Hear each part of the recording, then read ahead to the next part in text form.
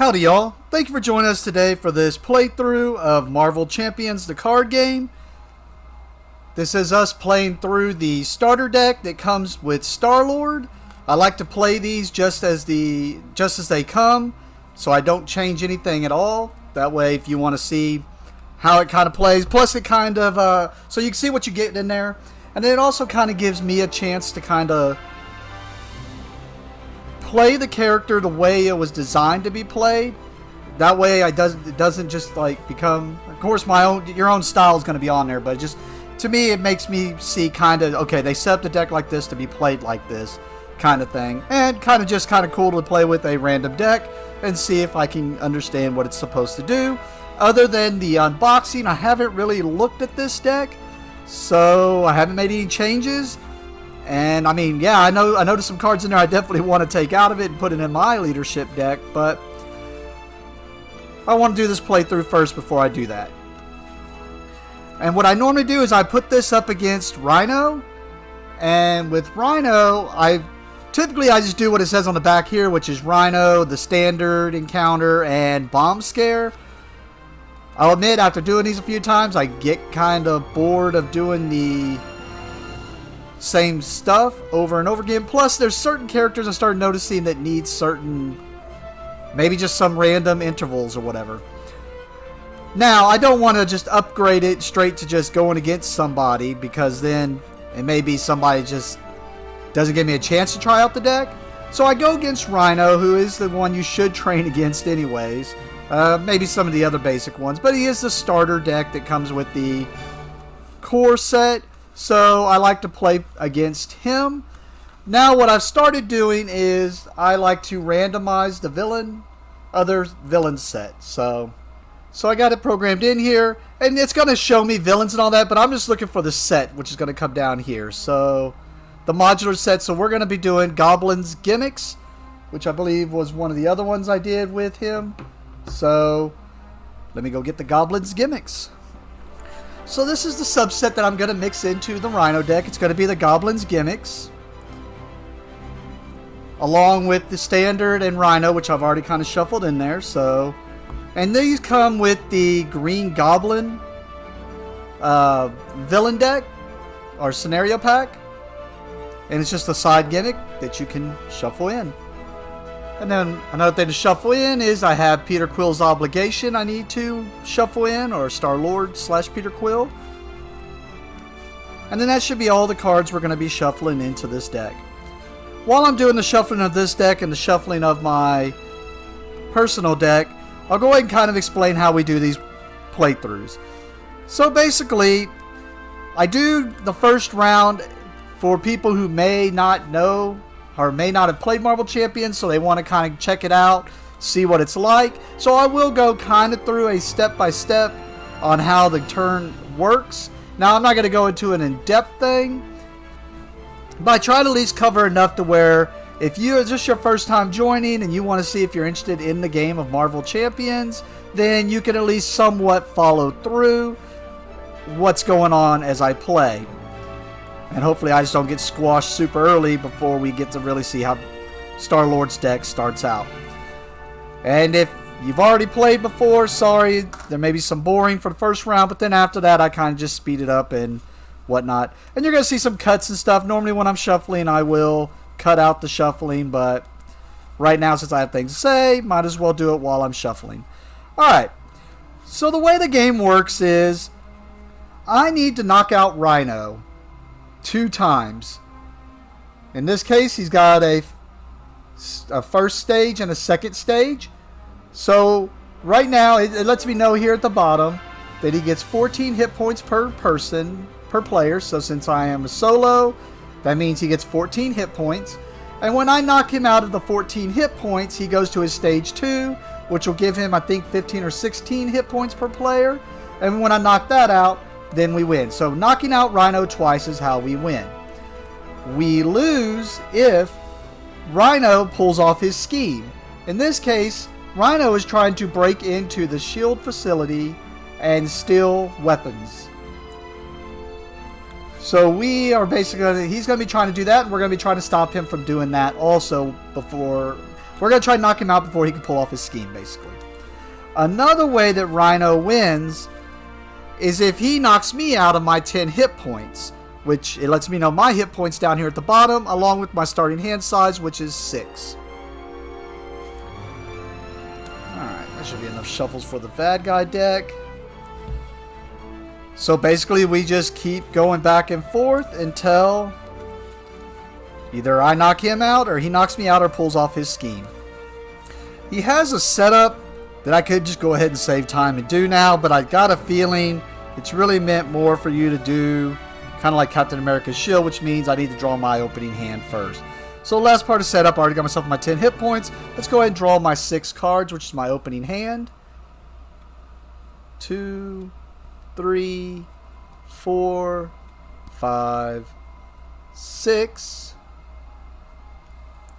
Just wanted to make sure I was doing that right. Yes, I draw my hand up before I do this. And the reason is because now that I've drawn my 6 cards, normally you get what's called a mulligan, which means you can discard any cards you want to from your hand into your discard pile, and then you're going to draw up to your starting hand size, which my starting hand size was 6. So it's basically a way of you getting rid of stuff that you know you're not going to be able to play right now. Now, since we don't know how this deck's supposed to play out, I mean, I got a kind of feeling just from doing the unboxing, but since we don't know how this is supposed to play out, and just because of the way I am, I typically don't take mulligans. But in this case I am, because he has a setup which lets you search your deck and discard pile for a copy of the element gun upgrade and add it to your hand, which means I have this element gun already in my hand. So if I want to, I could choose to discard that, because I know, and I checked to make sure I was doing it right, after I draw up my hand is when I go to do this setup. So that means I'm going to be able to have 6, 7 cards in my starting hand, one of them being the element gun. So I'm going to go ahead and discard that. And then that's going to allow me to draw up to my hand size again. So I draw up to the 6. And then the last part of setup I do is I do his setup, which is search your deck and discard pile for a copy of the element gun upgrade and add it to my hand. Oh, it's in my discard pile. And then it tells me to shuffle my deck. I don't have to. There's no reason. I didn't search through it, but why not? Let's give it a couple more shuffles. So we are ready to go here. And I didn't mention that if you're new, you would have had these extra cards, which are the Nemesis cards. These just go to the side unless the deck, the villain deck or encounter deck tells you, hey, go do something with these cards. So those go to the side. And the way this game works is now, on the player's phase, they basically just take turns doing things until they decide to go to their end step. The things you can do during your turn is you can play cards from your hand. You can trigger actions that are out here, like Peter Quill has an action here where I can choose a card in my hand and I can swap that card to the top card of my deck. Another thing I could do is called the basic action, which is on the left side of these heroes here. Like in this case, this basic action is to recover. So if I wanted to, I could exhaust Peter Quill to recover 3 hit points. Problem is I can't go above my max, so I'm not going to do that. And we're going to go ahead and talk about this now on the other side, because he's got 3 other actions he could do, which basically he could exhaust to thwart, which means he removes threat off the scheme, and we'll get to that later. Or he can attack, which means he does 2 damage in this case to a villain or bad guy. Or when I'm being attacked, I can exhaust him to defend, and those are considered basic actions. And then one of the other basic actions is I can just flip from either my alter ego to my hero side, or vice versa from my hero to my alter ego. Now you can only do that once per turn, or phase, basically, unless something tells you otherwise. So those are the 4 things that we're going to kind of do. So for my first action, I'm going to choose to do Peter Quill's Smooth Talker action here, which is choose a card in your hand, swap that card with the top card of my deck. I can do that once per round. I'm going to choose to put Bad Boy on top of my deck, which lets me take this card into my hand, which is Beta Ray Bill. I'm going to go ahead and use my action of switching to my hero form. So I switch to my hero form here. And when I switch to this hero form, It says each ally I control gains the Guardian trait. And then now I have a what could go wrong interrupt. When I play a card from my hand, I deal myself one face down encounter card and reduce the resource cost to play that card by 3. So I have to do an extra encounter, but can bring out stuff at cheaper. Kind of getting the impression that that's, after reading his cards here, I'm getting the impression that Star-Lord he wants encounter cards against him where he's going to encounter a bunch of stuff, which is kind of funny because he seems to always get himself in a mess, and that seems like what you're doing. You're just getting yourself into a mess, and it's just whether you can get through all those messes. Alright, so now I'm going to go ahead and play a card from my hand. And the way this works is, the top here shows you what the cost of the card is. In order to pay that cost, at the bottom of every card, it shows you the resources on the bottom. So in order to get those resources, you just discard the card, and that pays the resource. So in this case, I want to bring out Star-Lord's helmet. It costs 1 resource. So I'm going to discard Get Ready here, which has a resource down at the bottom. And that pays the 1 resource, so that put this now into play. And what Star-Lord's helmet is it's an upgrade. An upgrade goes onto a character, and it's letting me know that this, I put this on Star-Lord, and while I'm in hero form, I get +1 hand size for each face down encounter card in front of me. So if you'll notice, when I switched to hero form, my hand size went down to 5, where it was 6 on the other side. So when I draw back up to my hand size, which is at the end of my turn, I would normally only draw 5. But if I have more encounter cards on me, then I'll draw more, up to 3. Up to a max of 3, I mean. So that's really only a big deal if I'm going to use his ability, which is why I'm putting this on him, because I'm planning on trying to use his ability this turn. So at this moment, I have Star-Lord's helmet on me. I'm just going to put it underneath here. Alright, well, I thought I was going to bring out my element gun, but instead, I'm going to play Beta Ray Bill here. I'm going to go ahead and use this interrupt that says, what could go wrong? Oh, what could go wrong? When you play a card from your hand, deal yourself 1 face down encounter card. So, I deal myself 1 encounter card, and I'm just going to put it up over here. But I deal myself 1 face down encounter card, then I reduce the resource cost to play that card by 3. So, that means Beta Ray Bill is only going to cost me 2 to bring out. So I'll pay the 2 resources. And now I get to bring Beta Ray Bill into play as an ally. You have a limit of up to 3 allies you can have in play at one time. And I like to do one thing different, where I go ahead and put their hit points on them. Instead, I know these are damage counters, but I like to put the hit points on them, that way I know where they're at. And because there's other cards that make it easier to understand what's going on. And what an ally is an ally acts just like my hero does, where they can thwart or attack. But the difference being is, when they do the thwart or attack action, they have to take a consequential damage for however many stars it shows there. So in this case, if I wanted Beta Ray Bill to attack something for 3, he would take 1 consequential damage. And I guess I should also explain, and it's only because I got to get used to it. I used to do it wrong until I just found out recently. The encounter card that I dealt myself up here, this doesn't get taken care of until there's an encounter step later during the villain phase. And that's when we'll take care of this card up here and figure out what it is. Next, as much as I like the element gun here, I think I'm going to go ahead and put this laser blaster as another upgrade on Star-Lord. And I'll use the element gun to do that. I do like the element gun a little bit more, but I kind of like to be able to play out everything in my hand. And this will just be a little bit less damage. Alright. And what the laser blaster does is it can only go on someone who's a guardian ally. Aha. I'm still going to do it. I'll just put it on Beta Ray Bill. I should put the element gun on myself. It would help. So, I notice it says attached to a guardian ally, max 1 per ally. This is my ally. I'm not an ally.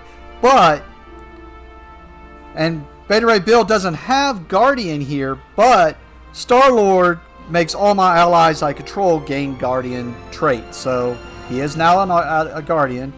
And now attached ally gets +1 attack and its attacks gain overkill. I'm going to go ahead and have Star-Lord exhaust and do a basic attack against Rhino. So he'll do 2 damage to Rhino. 2 damage to Rhino. And now Beta Ray Bill is going to go ahead and exhaust to attack Rhino. So he does 3 +1 from the laser blaster, 4 damage to Rhino. Taking him to 8. And then Beta Ray Bill takes 1 consequential damage for attacking. Once you have no more actions that you wish to do, or just want to go on to your end step, you at that point can choose to discard any cards you want to from your hand so that you draw, because you're going to draw up right after you discard. So if there's cards that you just want to get rid of so that you can draw more cards, you would do that now. I have no cards in hand, so I have none to discard. So I draw up to my hand size of 5, but because of Star-Lord's helmet, I get to draw an additional, my hand size goes up +1 for every encounter card on me, which we have 1 on me. So that makes my hand size a 5 + 1, 6. So I draw 6 cards. So 1, 2, 3, 4, 5, 6. And then after we draw up, we unexhaust all of our stuff. Or ready all of our things. Now we go to the bad guys phase. And at the beginning of the bad guys phase, the first thing they do is they look at their acceleration here, and that shows you how much threat they add to the scheme. In this case, he adds +1 per person threat to the scheme. So he adds 1 threat to the scheme, since I am solo. And now he has 1, and he pulls his scheme off if he ever gets 7 per player on this threat. on this scheme. So if he gets 7 threat on there, so he has 1 of his 7. And to let you know here, if this stage is completed, the players lose the game. So, got to keep an eye on that. Next we go to Rhino's activation. And Rhino's activation depends on what form my hero's in. If my hero's in alter ego form, then Rhino is going to scheme and add more threat to his scheme. If my character is in hero form, then Rhino is going to attack me. In this case, Star-Lord is in hero form, so Rhino is going to attack me. So I have to choose now if I'm going to exhaust him to defend, or I can have Beta Ray Bill exhaust and take the damage for me. In this case, I'm going to choose to take the damage, so I'm not going to defend.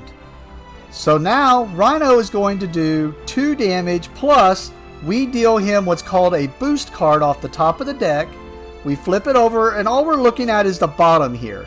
And however many of those symbols you see down there is how many pluses he gets to his attack, or in this case, or if he was scheming, he would add that much additional threat in conjunction. So in this case, he is doing 2 plus 2, so he's going to do 4 damage to me.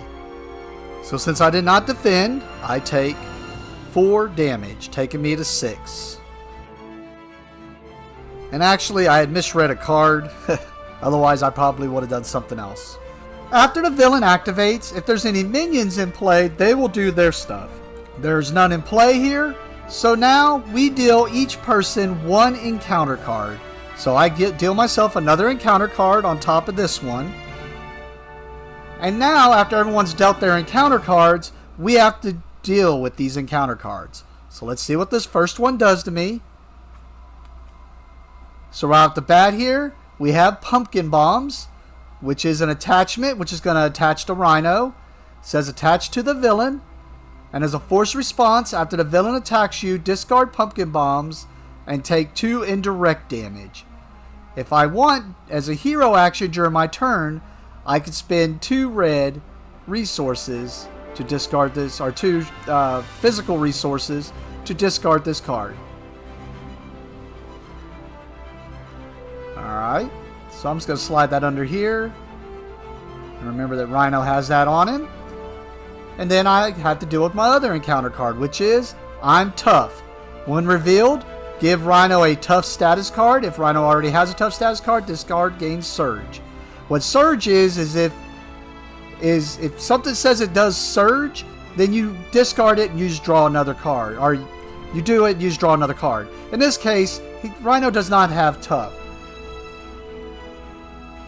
And what tough is this little card, and what it says is the next time that Rhino would take any amount of damage, instead of him taking damage, he just discards this card. So he's going to gain tough. Not sure if that was worth Beta Ray Bill. We will find out. Alright, after the encounter phase, that is when normally we would switch the first player marker between players, but since I'm the solo player and I'm the only player, we're going to ignore that.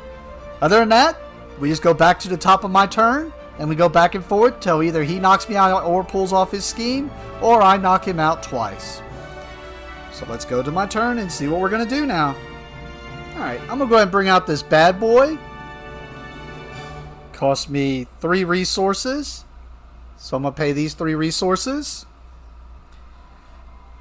And bad boy is a support that basically, as a hero interrupt, when I would take any amount of damage from a villain's attack, I discard this card, prevent all of that damage, and then change the alter ego form and draw 2 cards. So, put that into play. Next, I'm going to bring out Target Practice. It is 0 to bring out, so I don't pay anything. It is a support, and it's an interrupt that when an ally with a weapon upgrade makes an attack, I discard Target Practice here, and that ally gets +2 attack for that attack. Man, too easy. Alright, so that goes into play also. And I just noticed something, but I'm going to take a little something back, but it's not anything. It's basically game state hasn't changed. That's the way I look at taking stuff back. All it is when I paid the 3 for this bad boy, I actually forgot about this indirect damage that's going to happen when he attacks me with the pumpkin bombs. And really, I'm not so worried about taking, because indirect damage means I have to spread out that 2 damage, so it means it's going to do 1 to Beta Ray Bill and 1 to Star-Lord. Fine with that. Thing is, I really don't want to do damage to Beta Ray Bill. Beta Ray Bill is my way of doing damage right now. I really don't have it with Star-Lord because I got rid of my element gun, which I should not have. The only thing I'm really going to change is, as much as I didn't like that going through 2 encounters, is I'm going to take the 3 cards I paid for that bad boy. For that bad boy. And I'm just going to do Peter Quill's ability where I'm just going to deal myself a face down encounter card. That way that would have been free basically. And it just keeps more cards in my hand. And that's all. Like I said, if I would have seen cards or something would have changed the game state. It was just me paying so much attention to trying to figure out how I should best play this character. I keep forgetting about use his ability. How about that?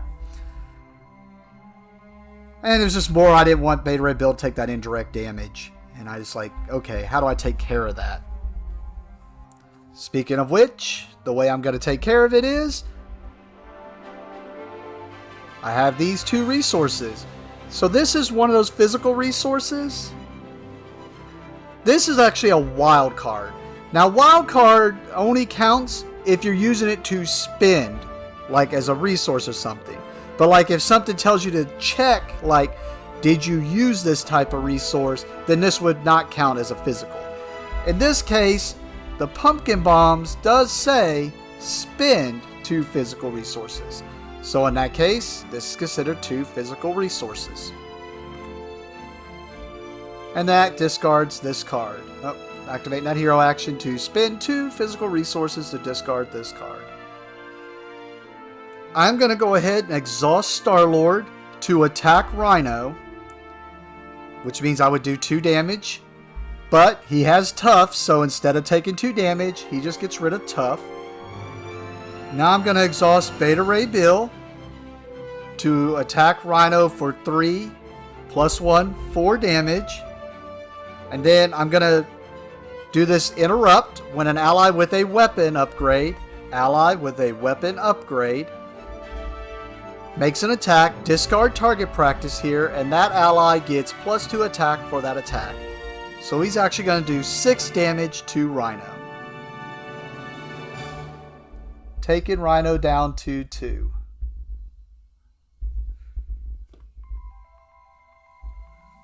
And Beta Ray Bill takes 1 consequential damage for that. Alright, we're going to move to my end step, where I'm going to choose to keep this card. I'm going to keep both cards. I'll take that back. I'm going to keep both cards. So, I have 2 cards in hand. Means I draw up to my hand size, which is 5, plus 1 encounter card, 6. So I draw 4 new cards. 1, 2, 3, 4. We unexhaust. Rhino adds 1 threat to the scheme. I'm still in hero form, so Rhino is going to attack, doing 2 plus 2, so 4 damage. I'm going to do this hero interrupt with Bad Boy, which says when you would take any amount of damage from the villain's attack, discard this card, prevent all of that damage, change to alter ego form, and draw 2 cards. So, switch to alter ego form, and draw 2 cards. 1, 2. Now we go to minions. There's no minions.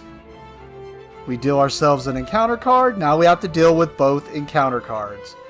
First one is Hydra Mercenary. So this is a minion. It's just going to come into play. Normally they would come down here and be engaged with us. Since I'm the solo player, I like to just put everything for the villains on one screen. So we have the Hydra Mercenary here. And he's going to get 3 hit points. And he also has the guard ability. Guard ability means I cannot attack Rhino anymore until I take him out. Alright. Second card is Charge. It's another attachment. This attaches to Rhino. It is a forced interrupt that when Rhino attacks, the attack gains overkill. Which, if in Magic turns, if you played Magic, means if I were to block with something, like with Beta Ray Bill here, he would do his damage to Beta Ray Bill, and any extra damage would trample or overkill over to my character. At the end of this attack, discard Charge. And he has +3 attack. So his next attack is going to be a lot of damage. And there's no way to get rid of that like there was with the pumpkin bombs. Fun. Maybe I should have saved Bad Boy for that. We go back to my turn. I guess just because I can, I'm going to go ahead and activate Peter Quill's ability. His Smooth Talker action, which is choose a card in my hand. I choose this one. And swap that card with the top card of my deck. So, swapping for Blaze of Glory here. After that, I'm going to use my action to switch to my hero form. I'm going to choose to do Star-Lord's What Could Go Wrong interrupt, which is when I would play a card from my hand, deal myself 1 face down encounter card, reduce the resource cost to play that card by 3. So I'm going to try to play Adam Warlock, which basically by reducing it by 3 will make it for free. So I deal myself 1 encounter card. Oh, if I can pick it up. And now Adam Warlock comes into play for free. And he is another ally for me. Now I'm going to have Beta Ray Bill choose to attack. He has to attack Hydra Mercenary because Hydra Mercenary has guard. So he does 3 plus 1, 4, which is more than enough to kill off Hydra Mercenary. But then Beta Ray Bill also has that with the laser blaster, it also gains overkill, which means he done 3, he does 4, he does 1 damage to Rhino. And then he also has a response that says after Beta Ray Bill attacks and defeats a minion, which he defeated the Hydra Mercenary, remove 2 threat from the main scheme. And then Beta Ray Bill takes 1 consequential damage for that attack. I'm going to go ahead and choose to play Pulse Grenade here, using these 2 resources. And what Pulse Grenade is, it's an upgrade. As a hero action, I can make an attack with this. It's a hero action attack. I discard this, discard the top 2 cards of the encounter deck, and deal 1 damage to the chosen enemy for each boost icon. And here's where I'm playing with a little bit of knowledge because I've already played against Rhino so much. I'm trying to time things correctly because I do know that when Rhino goes to his second stage, it's going to bring out a card in here that's going to make him a little bit more difficult, and I need to take care of that card. So I think, as a hero action, I'm going to go ahead and discard this Pulse Grenade. And it says, choose an enemy, so I choose Rhino. And it's going to discard the top 2 cards of the encounter deck. Deal 1 damage to the chosen enemy for each boost icon discarded this way. So, 1. And this isn't, I don't consider that a boost icon, even though it is a boost. But it showed the actual icon. So, in this case, it's just 1. Which is all I needed. I just needed the 1, 2, 3. So it does 3 damage to him, which is more than enough to knock out Rhino.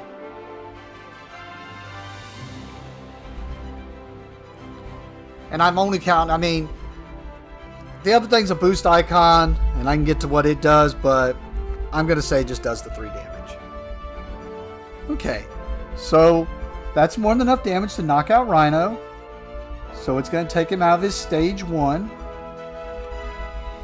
We go to his stage 2, and it says, when revealed, search the encounter deck and discard pile for the Break It and Take Inside scheme and reveal it. Shuffle the encounter deck. Out of my way. He gets 15 hit points per player. So, solo. I'm going to go and give him his hit points here real fast so I don't forget this, because I usually do. We know Break It and Taken is not in here. So we're going to have to get it out of the deck. Pick it up. There we go. Watch it be right here. Which in my case, I wonder if that means since it's dealt to me and I haven't done it yet, I just wouldn't have to do is Break It and Taken. That is kind of the side thing I'm trying to figure out. Oh, here it is. So what this is it's a side scheme. So what the side schemes are, and I'm going to go ahead and set this down and talk about it as I shuffle this deck. But basically, it's going to add a number of threat equal to here. And then it says revealed, place 1 extra threat on here per player. So it's going to start with 3 threat on it. And what the side schemes do is they make the game just more difficult. In this case, what that symbol does, as long as that side scheme is out, is it makes it to where, as long as that's out, I'm going to have to deal myself an extra encounter card during that encounter phase. So that's the reason, like I said, I kind of already knew this was coming because I played against Rhino so much that I was trying to time and make sure I could take care of that. Alright, should be more than enough shuffles there. Put the Break It and Taken into play. Oh, I don't want to cover that up. Sorry, I'm going to have to put it in that glare. I know, I've been trying to work with that glare problem. I thought I had it fixed, but apparently not. I even moved the table to try to make sure, but apparently it just got right back in the way. Alright. So now all I got to do is knock Rhino out one more time, and I win. But I don't think I'm going to be able to do that this turn. So let's take care of that Break It and Taken. I'm going to have Adam Warlock here attack Rhino, doing 1 damage to him. And it says, as a response with that, well, let me go ahead and do him his consequential damage. And then Adam Warlock has a response that after Adam Warlock attacks or thwarts, which he already just now attacked, discard 1 card at random from my hand. If that card's printed resource has, and we got to see what symbol gets printed or discarded. I will admit I had 1 card in here that just would have taken care of Break It and Taken. Or no, I have 3 cards in here that would just take care of Break It and Taken. I have 1, well, yeah, I have one that would just straight up take care of it if I played it. But if it comes up as this, it's not really going to help me. So I probably should have had him thwart instead, but oh well. This one. Oh, not the one I wanted to discard, but since it's the fist symbol, or the physical symbol, it says the physical symbol removed 3 threat from a scheme.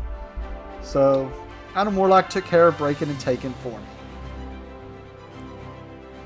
And I'm a dummy. I should have went ahead.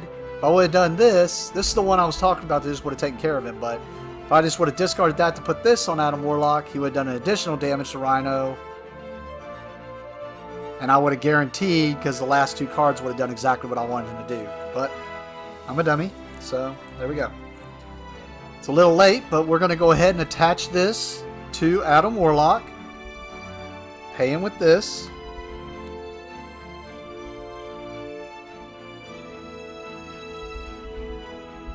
So they're just walking around with Guardian weaponry. I'm going to go ahead and play Get Ready here. It's an event. As an action, I can ready an ally. I'm going to ready Beta Ray Bill. And then I'm going to have Beta Ray Bill go ahead and attack again on Rhino. So he's going to do 4 damage to Rhino, taking him to 10. And then he'll take 1 consequential damage, which KOs him.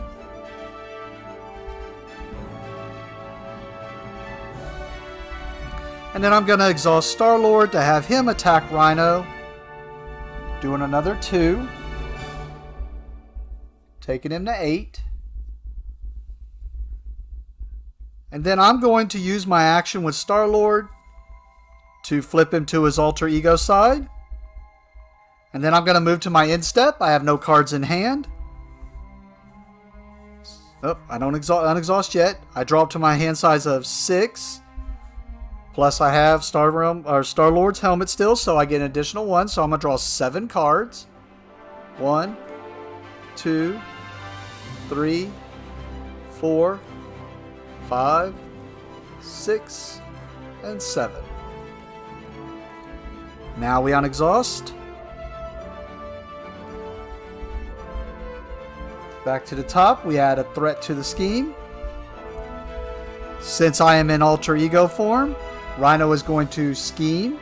So he adds +1 or 1, 2 threat to the scheme. I was scared of this big damage. Alright. We deal ourselves another encounter card. And now let's take care of these. Another charge is on him. Oh my god, that is such a big damage. That means he's doing 3, 6, 9 damage on his next attack. I'm going to throw up a little bit. And hard to keep down. Rhino heals 4 damage. If no damage was healed this way, this would gain Surge. Nope, he's going to heal. Well, man, I was thinking 9 damage. That's okay. I should be able to take him down. I just got to do 8. But no, we're just going to make this difficult, huh? Alright. So back to the top. And see if we can do 12 damage to him this turn. So I'm going to go ahead and activate his Smooth Talker action, which lets me choose a card in my hand and swap that card at the top of my deck.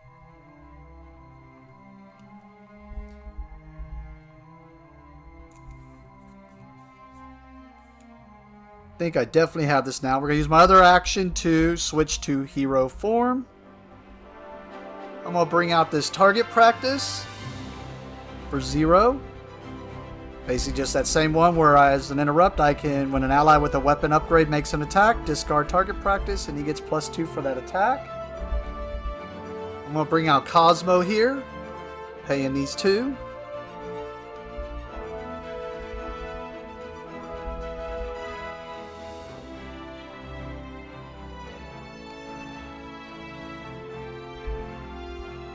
As a hero action, I'm going to play this event. There's my 2. And what it does is each Guardian character gets +2 thwart and +2 attack this phase. At the end of this phase, deal 1 damage to each guardian character. So, since each ally I control gains guardian trait, that means even Adam Warlock has it, so that means all my guys are guardians, so they get +2 thwart and +2 attack till the end of turn. Or to the end of the phase. So, that should be more than enough damage. Let's check it to be sure, but here we go. I'm going to leave this here just to make sure I don't forget it. So, Star-Lord will start us off, and attack for 2, 3, 4, damage to Rhino. Taking him to 8.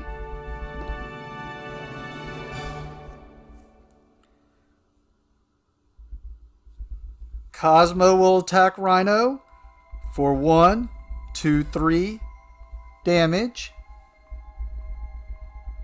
Taking him to 5.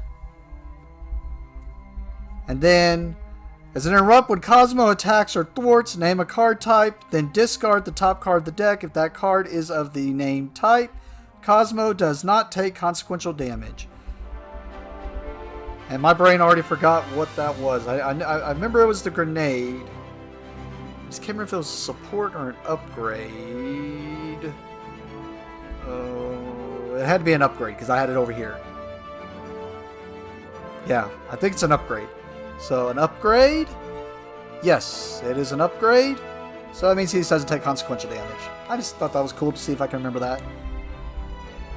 And works very well with Star-Lord's ability of being able to put the card on top. Alright, so now Adam Warlock is going to attack for 1, 2, 3, 4 damage. Oh, I was like, that's not enough. Yep. But then when an ally with a weapon, upgrade. That is an upgrade, right? Yeah. Discard target practice. That ally gets +2 attack for that attack. So 2, 3, 4, 5, 6 damage, which is more than enough to knock out Rhino. Whew. That 9 damage, that was scary. But interesting deck. Might try something else. I don't know if I really liked it as leadership, which I do. Y'all know, if you watched me before, I do like leadership. It's actually my main deck right now is Ant-Man leadership. But yeah, that was cool. It was interesting. I don't know how I felt about taking all those encounter cards. I think I would rather build it with something like Justice or Protection. Just because with Justice or Protection, you can have ways to stop some of those cards, basically. So I can see him being really good in that regard. But either way, that was fun. That was cool. Definitely had some stuff not come up that were interesting. Adam Warlock, never really one of my favorites, but I like the way his card works. Might actually add that to my my main deck. But alright, cool. Well, we're going to clean this all up and do the Gamora deck and get that out there. Thank you for watching and have a great day.